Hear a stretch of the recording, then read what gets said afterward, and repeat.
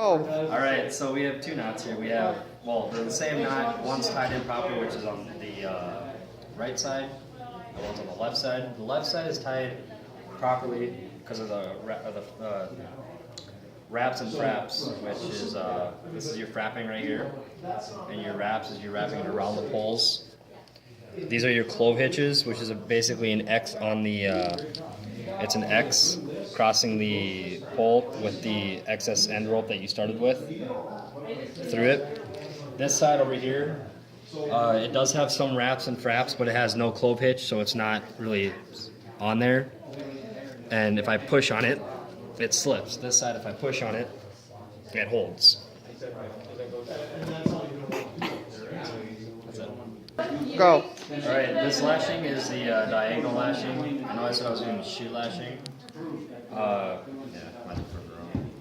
It's kind of the same start. You start off with a clove hitch, and you do wraps and fraps, kind of like on the square lashing. But as you can tell, we're not doing it 90-degree angle. This lashing is meant to be made just like this.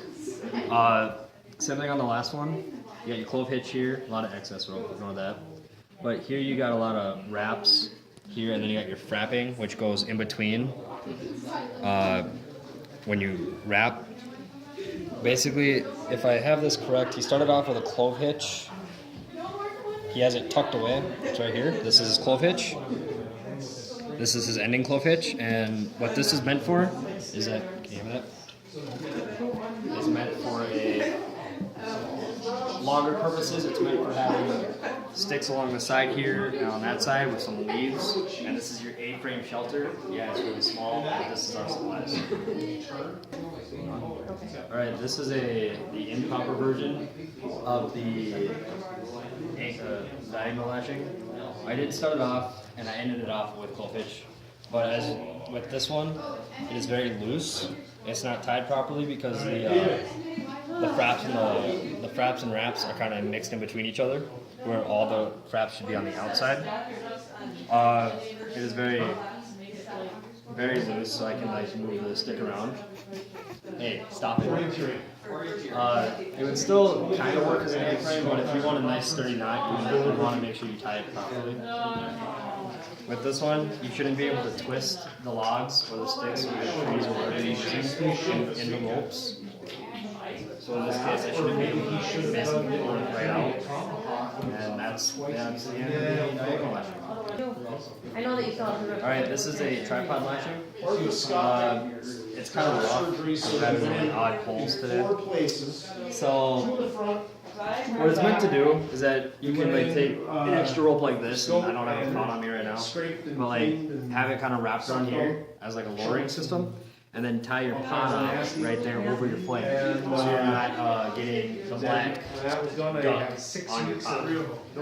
This should be able to hold yourself in your weight, but I'm not going to test that out because I don't trust that.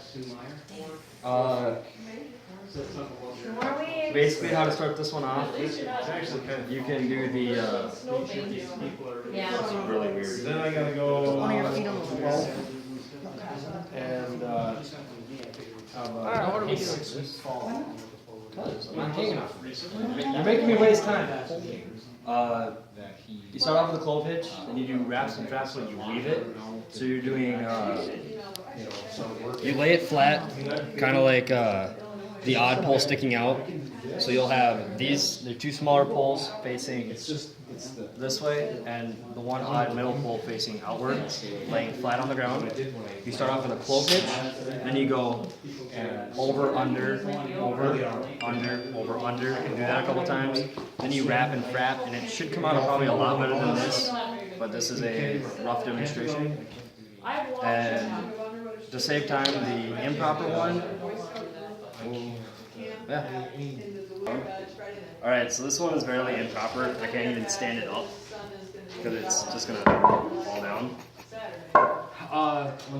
It's so improper that these aren't even fraps and wraps, so the person who tied this would not be able to keep their pot out of the fire. They would drop in the fire and probably lose their food.